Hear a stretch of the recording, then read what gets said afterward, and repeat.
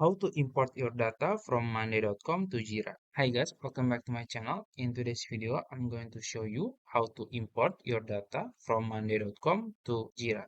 Maybe you want to change your work platform or you want to move your data from monday.com to Jira and you need to import your data. I'm going to show you how to do it.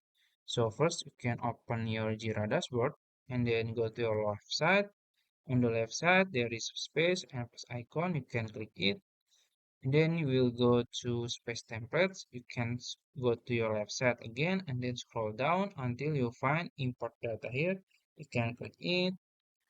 And then as you can see, there is some apps. You can choose whatever you want, but in this video, you can choose monday.com here. And then to do it, you need to enter your personal access token. So you can just go to your Monday account and then select your avatar or profile and then go to developers and then go to my access token. After that, you can find your access token and then you can copy it. After that, you can just paste the token and then you can go next.